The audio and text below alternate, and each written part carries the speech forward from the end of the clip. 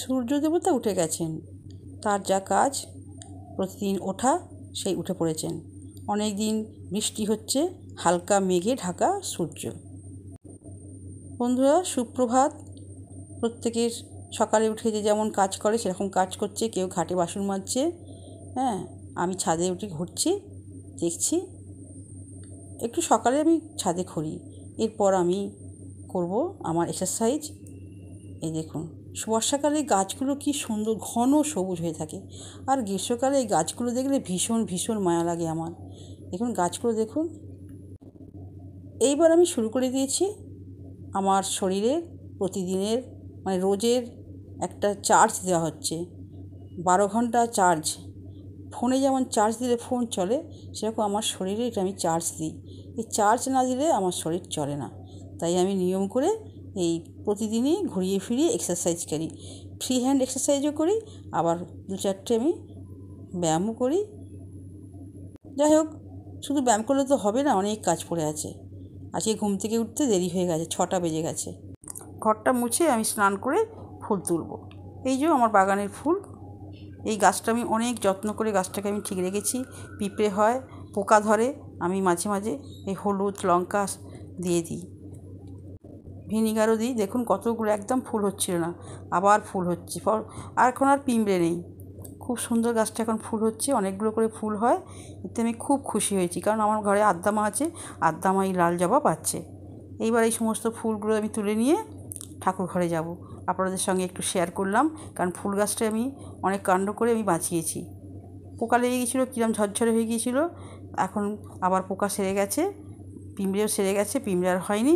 তাই ফুলগুলো সুন্দরভাবে হয়েছে, আমি তুলে নিচ্ছি, নিয়ে আমি ঠাকুর ঘরে যাব। আমার আদ্দামা আছে, আদ্দামায়ের সেবা হবে, কারণ আদ্দামাকে তো লাল ফুল দিতে হয়, সেই জন্যই আমি বসিয়েছি এই ফুল গাছটা।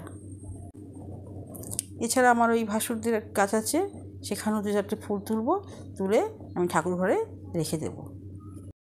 এইবার আমার ফুল তোলা হয়ে গেছে, আমি মায়ের ঘরে চলে এসেছি। চলে এসে ফুলগুলো আমি ঠিকঠাক গুছিয়ে রেখেছি।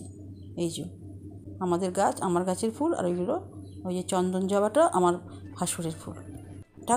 ঠাকুর ঘরের কাজ মিটে গেছে। এবার আমি রান্নাঘরে চলে এসেছি, চা খাচ্ছি, মুড়ি খাচ্ছি, বিস্কুট খাচ্ছি। আমার সকালে এটা আমার চাই, মুড়ি চা খাই, কিন্তু আজকে 2টো বিস্কুট খেলাম।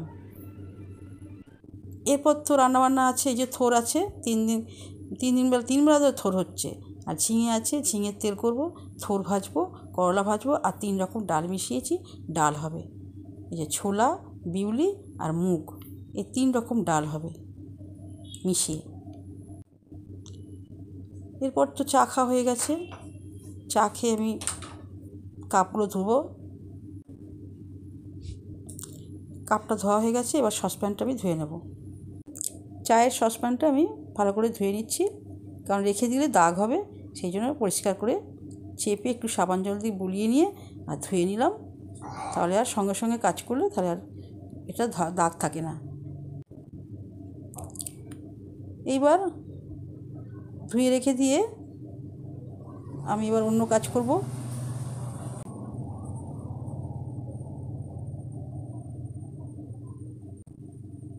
কাপটাও দেখি পড়ে আছে, এটা দেখিনি, কাপটাও পড়েছিল, বাটিটাও পড়েছিল। এগুলো একটু সাবান জল বুলিয়ে নিলাম, নিয়ে আর জল দিয়ে ভালো করে ধুয়ে নিলাম, ধুয়ে রেখে দিলাম। কারণ একসঙ্গে বাসন মাজলে প্রচুর বাসন পড়ে যায়, তখন খুব কষ্ট হয়, সেই জন্য 1-2 বাসন প্রথম থেকে ধুয়ে রাখি। এইবার তো ডালের জন্য আমি মৌরি আর আদা বাটছি। আর দেখুন এই যে থোর কেটেছি, করলা কেটেছি, থোর ভাজার জন্য ছোলা আর ঝিঙের তেল আর আলু ভাজা দেবো। আর ডাল তো হচ্ছে, করলা ভেজে নিচ্ছি। করলা ভাজা হয়ে গেলে আমি ভাজবো থোর, ছোলা দিয়ে থোর ভাজা, দারুণ খেতে। এরপর করব ঝিঙের তেল, আলু ছাড়া। এই যে পোস্ত দিয়ে আর কাঁচা লঙ্কা বেটে এই ঝিঙের তেলটা করলাম, খুব মিষ্টি খেতে। এই যে ভাত বাড়া হয়ে গেছে, আলু ভাতে, ডাল, করলা ভাজা, থোর ভাজা, ঝিঙের তেল। এবার আমি খেতে বসে গেছি। খুব খিদে পেয়েছে, তাই আমি খেতে বসে গেছি, খেয়ে নিচ্ছি।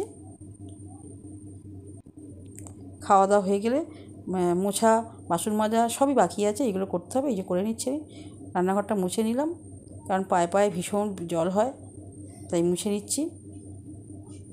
মুছে বাসনগুলো মেজে ফেলবো। আমি রান্নাঘরেই বাসনটা আমি মেজে ফেলছি, রান্নাঘরেই মেজে ফেলছি, কারণ আমি বাইরে মাজি না, পুকুরেও যাই না, ঘরের মধ্যেই যা বাসন মাজি, রান্নাঘরের ভেতরেই জল তোলা থাকে, বালতি বালতি জল তোলা থাকে। এক বালতি থেকে জল নিয়ে ফেলে দিয়ে আবার হয় 3বার 4বার করে বাসন মাজতে হয়, ধুতে হয়। কষ্ট হোক, তো এটাই আমার মনে হয় সুবিধা। জলের খুব কষ্ট, তাই বাসনটা মেজে আমি, মোছা তো হয়ে গেছে রান্নাঘর, এবার বাসনটা মেজে আমি, আমার কাজ আছে আরও একটা। খেয়ে দিয়ে উঠে আমি তো প্রতিদিন আমার গাছগুলো না দেখলে আমার ঠিক তৃপ্তি হয় না। এবার আমি বাসন টাসন মেজে এবার চলে এসেছি আমার গাছ বসাতে।